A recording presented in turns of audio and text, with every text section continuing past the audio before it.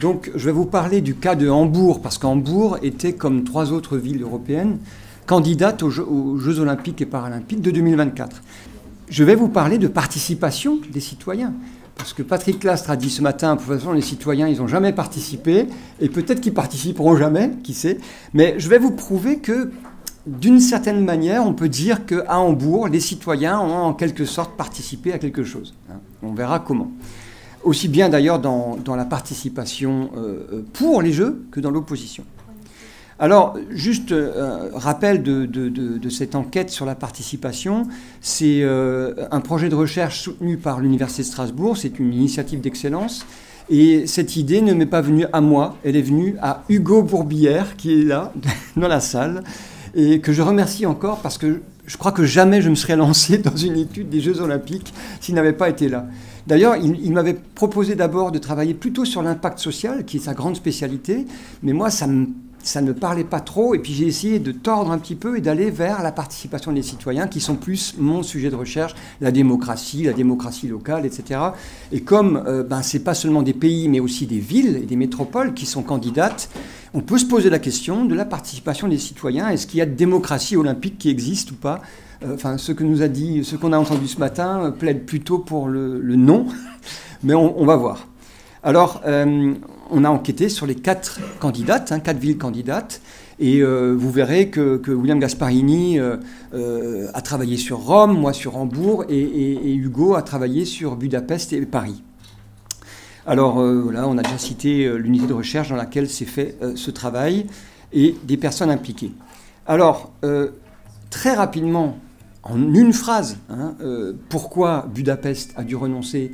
C'est parce qu'il y a eu une pétition qui a obtenu plusieurs centaines de milliers de signataires très très vite, et que le gouvernement, Viktor Orban, a renoncé. Mais on peut se poser beaucoup de questions là-dessus. Ce n'est pas mon sujet, mais pourquoi il aurait renoncé, pourquoi il a candidaté aussi régulièrement, et qu'il n'a jamais obtenu les Jeux Olympiques.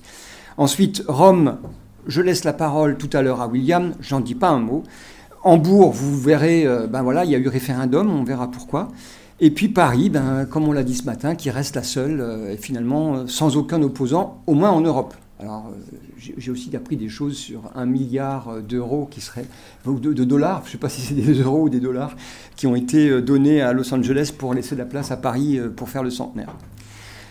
Alors, je vais essayer de comprendre avec vous, progressivement, pourquoi il y a eu cet échec. Et ça, je vais le faire en 6 points. Vous voyez un peu, déjà, le premier point, c'est que le référendum en Allemagne, c'est quelque chose d'incontournable. Mais il faut savoir aussi, je vais très vite passer là-dessus, que l'histoire, notamment l'histoire nazie, la période nazie, qui a fait accéder au pouvoir Hitler aussi grâce à un référendum national, ça a été pour une partie, une des raisons de son ascension. Après la guerre, l'Allemagne, dans sa constitution, le Grundgesetz, a décidé de ne plus jamais autoriser de référendum au niveau national. Par contre, elle a encouragé, et de plus en plus, le niveau local à faire des référendums. Alors ça s'est accéléré dans les années 80-90, et on peut dire qu'aujourd'hui, on ne peut plus faire de grands événements sportifs sans faire un référendum en Allemagne. Alors, sportifs ou autres. On peut citer par exemple la gare de Stuttgart, l'aéroport de Berlin, les grands projets aussi passent par des référendums. Alors, il se trouve que l'idée du référendum existe dans les textes qui constituent une candidature d'une ville.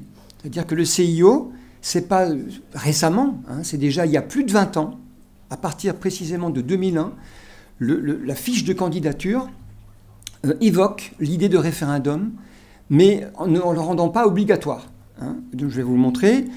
S'il y a référendum, il faut fournir les résultats. Sinon, fournissez les résultats de sondage. Donc, à minima, il faut faire des sondages d'opinion. On ne dit pas si ça doit être fait au niveau national ou au niveau local, mais il faut faire des sondages pour prouver que la population est enthousiaste pour accueillir les Jeux. Et il y a aussi un petit texte dans ce 1.44, parce qu'il y a énormément d'exigences, évidemment, du CIO, le tout-puissant CIO qui impose ces exigences.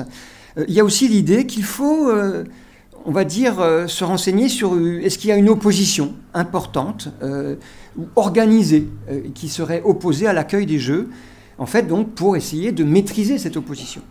Donc, il y a cette préoccupation du CIO. Alors,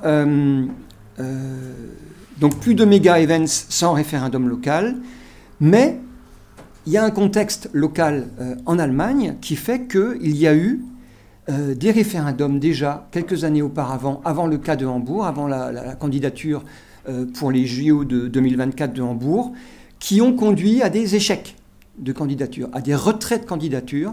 Donc c'était surtout en Bavière, hein, où la population locale, puisque je vous rappelle qu'il n'y a pas de référendum national hein, en Allemagne, la population locale a rejeté plusieurs fois de suite des projets d'accueillir les Jeux. Donc ce n'était pas un contexte particulièrement favorable parce qu'on s'inquiétait un petit peu du résultat du référendum. En général, en Allemagne, ça n'a pas toujours été le cas, mais dans les récentes candidatures, il y a d'abord une compétition interne. Donc, compétition, là, elle peut être entre plusieurs villes, 3, 4 ou plus. Là, c'était uniquement entre Berlin et Hambourg. Et ce qui est intéressant à noter, c'était que Hambourg avait déjà candidaté une première fois, en 2001, pour les JO de 2012, il me semble. Et là, ce n'était pas un retrait, il n'y avait pas eu de référendum, c'est que le choix du comité olympique allemand avait choisi, en accord avec l'État fédéral allemand, de choisir une ville de l'ex-Allemagne de l'Est, parce qu'il fallait donner des gages un petit peu de cette intégration de l'ex-Allemagne de l'Est, et dire que oui, même à l'Est, on est capable d'accueillir les JO. Et donc Hambourg a raté cette opportunité, mais elle avait un atout, c'est que toute la population était derrière cette candidature. On avait l'impression, les sondages montraient qu'il y avait très peu d'opposition. Donc c'était un atout. Et le deuxième atout, c'est que pour la candidature de 2024, les sondages, parce qu'il y a eu plusieurs sondages qui ont été commandités, notamment par le comité olympique allemand, hein, qui ont montré que, dans tous les cas, c'était Hambourg qui passait devant Berlin. Berlin est connu pour être un peu plus contestataire que Hambourg. Ce qui va se révéler pas forcément une bonne chose pour Hambourg par la suite. Et donc, Hambourg, je ne sais pas si vous reconnaissez l'image, ça c'est le président du comité olympique allemand, a décidé donc, mais surtout grâce au sondage, pas tant que ça par rapport au projet. Il y avait deux projets qui s'opposaient, l'un qui s'appuyait à Berlin sur des infrastructures existantes. L'atout de Hambourg, c'était qu'ils avaient tout centré sur le centre-ville de Hambourg, et avec beaucoup d'infrastructures nouvelles, notamment de transport, d'hôtellerie, etc., qui étaient promises pour Hambourg. Et donc, c'était plutôt les sondages qui ont fait pencher la balance, parce qu'autant le CIO que le comité local n'a pas envie d'avoir une opposition forte contre les Jeux. Alors, la contestation, elle était là quand même, parce qu'il y a eu un mouvement citoyen assez rapide qui s'est mis en place, et qui était à plusieurs visages. Alors, il y a eu le principal mouvement, c'est ce que vous voyez là, donc N'Olympia Hamburg, qui reprend un petit peu le slogan de N'Olympics Boston, hein, qui précédait, et qui l'ont repris à leur compte, et on verra par la suite qu'il y a une forme d'internationalisation de l'opposition déjà, et qui se développe encore. Alors, multiples visages, c'est que ce sont des étudiants, quelques enseignants d'université qui se sont mobilisés, des associations de travailleurs étrangers, turcs notamment, puisque vous savez que la communauté turque est très importante en Allemagne. Il y avait des écologistes qui étaient présents, mais pas tous, on verra lesquels. Et bref, quelque chose d'assez multivisage, hein, qui se sont rassemblés autour de cette bannière. Et puis d'autres initiatives qui étaient... comment dire, spécifique aux écologistes ou bien spécifique au mouvement de la gauche, j'allais dire la gauche de gauche en Allemagne, qui s'appelle, William, la Die Linke, bien sûr. Voilà. Alors, ce qui est caractéristique quand même des opposants, que ce soit Hambourg ou ailleurs, c'est que leurs moyens d'action sont extrêmement limités. Ils n'ont pas de fonds. Quand vous regardez les fonds dont disposent les opposants et vous les comparez à ceux dont disposent les dizaines de millions d'euros dépensés pour favoriser, pour rendre la candidature acceptable et magnifique et passionnante, ben c'est quasiment zéro, quoi. Pour vous donner un exemple, je vais juste vous donner, voilà, ça c'est un exemple, c'est des stickers qu'ils ont réussi à imprimer, qui mettaient sur les poteaux de feu rouge. Ils ont dessiné à la craie des slogans anti-olympiques sur les trottoirs avec des craies, voilà. Mais par contre, leur force, c'est l'intellect, c'est-à-dire qu'ils ont un argumentaire très développé et très rationnel. Ils ont des chercheurs qui sont là en leur soutien, à leur soutien, et leur argumentaire a été diffusé, non pas en version papier, à grand exemplaire, comme tout ce qui a été fait pour favoriser les JO, c'était diffusé sur Internet, hein, là où c'était le moins cher possible. Et encore aujourd'hui, vous pouvez trouver sur Internet Nolympia, vous tapez Nolympia Hambourg, vous avez tout l'argumentaire en ligne. Et donc je ne vais pas trop insister sur l'argumentaire, plutôt, voilà encore un petit exemple, mais ça a l'air grand comme ça, mais c'est des tout petits stickers qu'ils mettaient sur des poteaux à travers la ville. Je vais plutôt pas donc évoquer les argumentaires. Il y a des argumentaires de type écologiste et des argumentaires sur l'augmentation du prix du loyer, par exemple, des étudiants, notamment qui étaient concernés dans l'espace où ça allait se faire. Alors que les promesses étaient que vous aurez une rénovation du quartier, vous aurez de nouveaux équipements sportifs, etc., mais qui sont réservés aussi là à une élite. Et donc, voilà, donc il y a des propositions, des contre-propositions aussi qui ont été développées par le mouvement Nolympia. Alors, face à cette critique, qui était faible en termes de moyens, il y avait un engouement quand même partagé par de très nombreux acteurs. Mais les principaux acteurs, d'abord, qui ont été à la tête de ce mouvement pro-olympique et pro-accueil des Jeux, c'était des acteurs politiques. Et il y avait, donc, au conseil municipal de Hambourg, par exemple, à part Die Linke qui était opposé, quasiment tous les groupes politiques étaient en faveur de l'accueil des Jeux. Avec une petite exception, c'est que, dans un premier temps, les écologistes se sont inquiétés de l'impact environnemental. Je cherche des yeux, Carmen, donc voilà, mais que vous allez revoir demain, Carmen Dejon. Donc, ils avaient quelques arguments qui ont été très vite mis à bas et ils ont été très vite rassurés par les organisateurs qui leur ont prouvé que ce seraient des jeux écologiques qui ne détruiraient rien et qui amélioreraient les choses encore. Et donc, les écologistes se sont rangés derrière les socialistes pour l'accueil des Jeux. Et même la CDU, etc., enfin tout l'échiquier politique. Par contre, les jeunes écologistes, qui sont un parti un peu à part en lien avec les écologistes, die Grünen, hein, donc les jeunes se sont opposés fermement. Ils n'ont pas suivi l'avis des, entre guillemets, vieux, enfin du mouvement principal, et donc ils se sont rangés derrière le mouvement Nolympia comme Die Linke.